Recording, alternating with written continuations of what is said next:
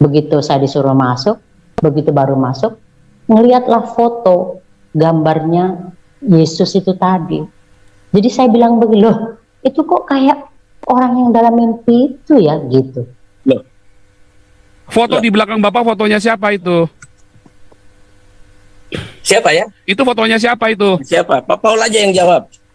Loh kok saya tanya Bapak, kalau malah tanya jawab?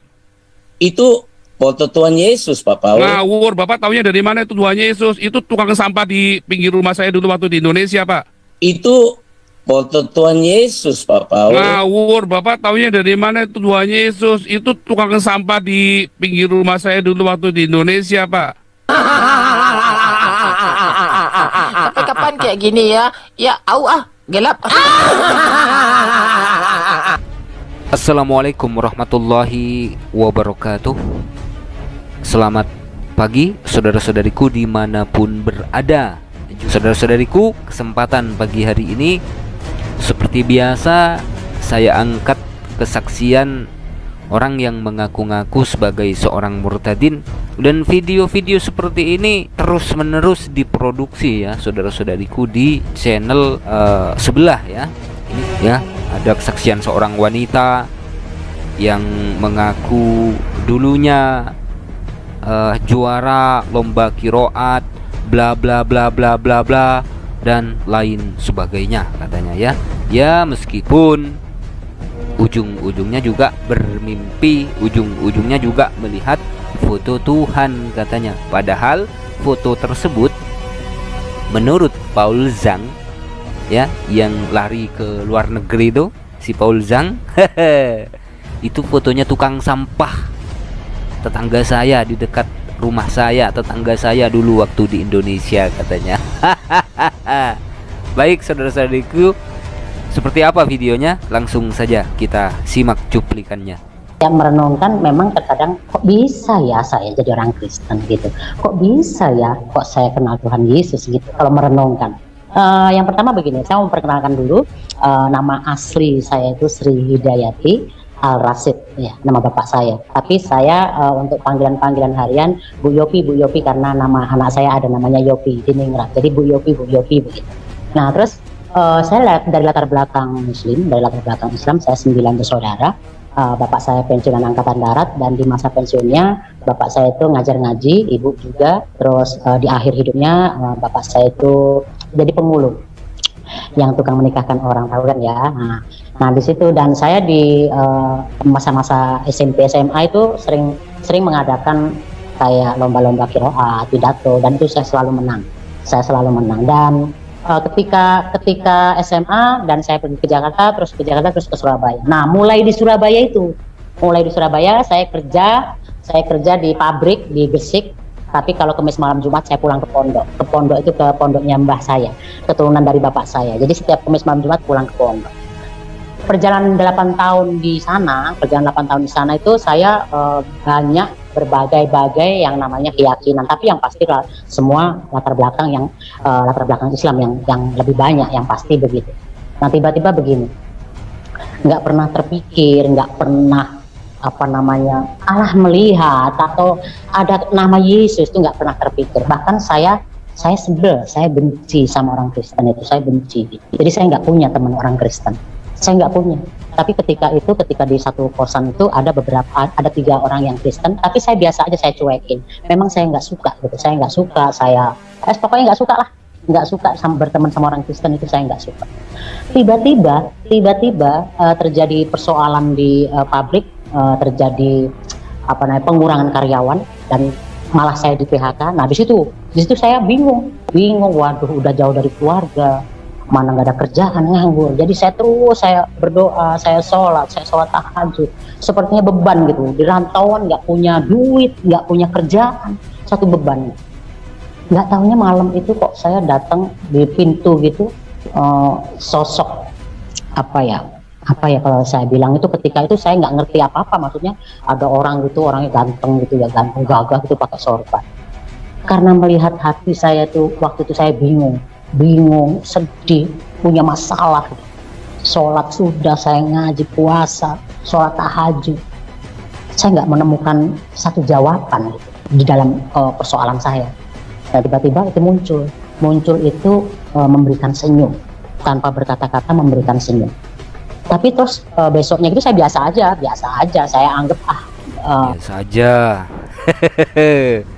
Dia itu datang ganteng, pakai sorban, bla bla bla bla bla bla. Wah, ngelantur sekali cerita ibu ini ya. Ke Jakarta, ke Surabaya, ke Gresik, katanya pulang ke pondok, kakeknya punya pondok dan lain sebagainya. Setelah di PHK kok luntang-lantung ya, kenapa nggak balik ke pondok yangnya bapaknya gitu ya. Kita lanjutkan ya, saudara-saudariku. Bukan tidur gitu, saya anggap biasa aja. Nah ketika selang berapa bulan berikutnya saya main sama teman saya, dan kebetulan, tapi nggak tahu ini kebetulan atau bagaimana, begitu saya disuruh masuk, begitu baru masuk, ngelihatlah foto gambarnya Yesus itu tadi. Jadi saya bilang begini, loh itu kok kayak orang yang dalam mimpi itu ya gitu. Terus yang mana? Yang itu, aku pernah ketemu ini gitu. Katanya yang punya rumah, yaitu Tuhan Yesus, Tuhanku. Saya semakin benci sama teman saya kan. Semakin benci, ngomong apa gitu. Nah selang berapa bulan berikutnya malah saya mimpi dibaptis. Saya jauh bahasa baptis itu nggak pernah dengar bahasa baptis itu. Nah akhirnya apa, malam-malam saya bangun jam 1:30 malam. Di dalam satu kamar tuh ada 6 orang. 6 orang itu pinter ngaji semua. Pokoknya sama saya ketika bulan puasa itu, wah pokoknya pinter ngaji semua, tadarusan, pokoknya pinter ngaji semua. Jadi begitu saya bilang mimpi dibaptis, teman saya marah. Katanya, ya itu gara-gara berteman sama orang Kristen. Padahal saya nggak berteman, ya cuman ya biasalah nyapa-nyapa begitu. Nah akhirnya singkat cerita, dari Surabaya saya pulang ke Lampung tahun 2000. Rumahnya banyak ya. Ke Jakarta, ke Surabaya, di Gresik, ke pulang pondok pesantren, lalu pulang ke Lampung. Saya nggak punya teman Kristen. Saya nggak punya teman Kristen. Memang saya Kristen dari lahir. Aduh, ya begini aja lah. Kesaksian orang-orang yang mengaku sebagai seorang murtadin gitu kan, ngaco, hancur ceritanya. Kakeknya punya pondok, pulang ke pondok, lalu pulang ke Lampung, ke Gresik, ke Jakarta. Aduh kacau ya. 2000 saya pulang, terus saya nganggur. Nah dengan adanya ya masalah keluarga begitulah, masalah keluarga yang saya nggak bisa cerita, curhat ke si A ke si B, saya nggak bisa cerita, memang orangnya untuk curhat itu nggak bisa, jadi saya pendem sendiri. Nah tiba-tiba ada temen yang dia mau ke gereja gitu, dia berdoa di samping saya, maksudnya deket sama saya, dia pakai bahasa Indonesia yang gampang, saya dengerin, saya bilang begini, kok gitu tuh doanya? Iyalah kok enak amat gitu. Ya enak lah katanya teman saya. Oh, nah saya tetap sholat itu di rumah teman saya sholat, saya ngaji, ya biasa. Nah ketika dia ada kebaktian keluarga, saya boleh nggak ikut? Boleh. Nah boleh. Di sini sudah mulai promosi, dan di sini sudah mulai menunjukkan jati dirinya, ya kan? Di satu sisi wanita ini mengaku sebagai seorang muslimah, katanya mau ikut kebaktian. Ini kan somplak. Nah disitu kalau saya bilang nyanyi, saya belum bilang pujian gitu, nyanyi. Nah saya dengerin gitu. Nah berikutnya saya didatengin lagi tuh sama Tuhan.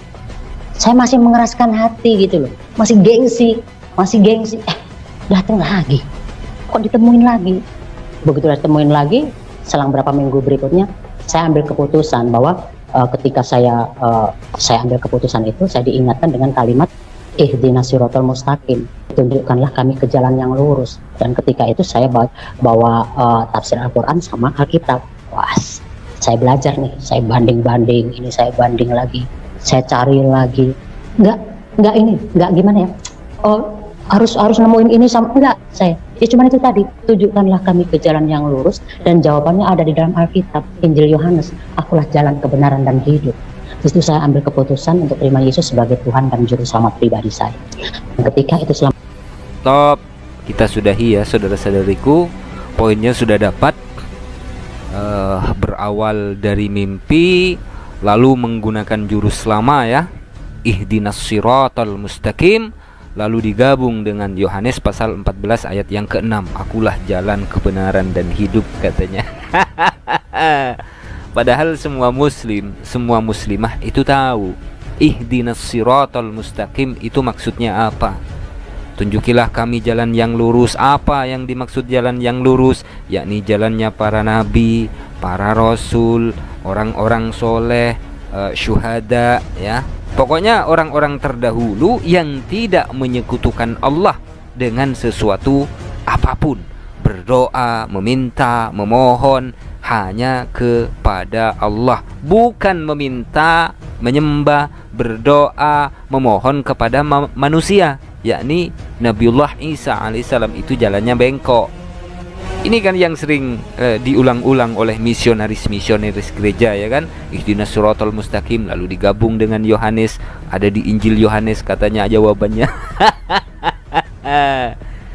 Saya akan keluar dari Islam jika saudara-saudara kita yang di luaran sana bisa menunjukkan satu ayat saja di dalam Al-Quran yang memerintahkan untuk menyembah Nabiullah Isa alaihissalam, atau di dalam Biblos atau di dalam Bible yang memerintahkan untuk menyembah kepada Yesus sebagai Tuhan dan Juru Selamat. Maka mau nggak mau saya akan ikut mereka kalau ada.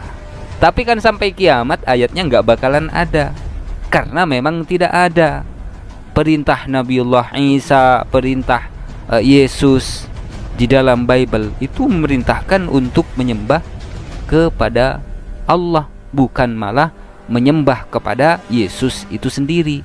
Lalu siapa yang memerintahkan menyembah kepada Yesus itu siapa? Ya mereka akan menjawab nggak tahu, suka-suka mereka.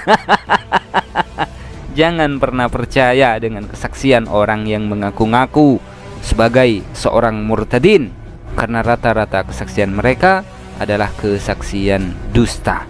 Kata Paul Zhang saja, foto itu katanya foto tukang sampah tetangga saya waktu di Indonesia katanya. Semoga bermanfaat saudara-saudariku. Mohon maaf apabila ada silap kata. Wassalamualaikum warahmatullahi wabarakatuh.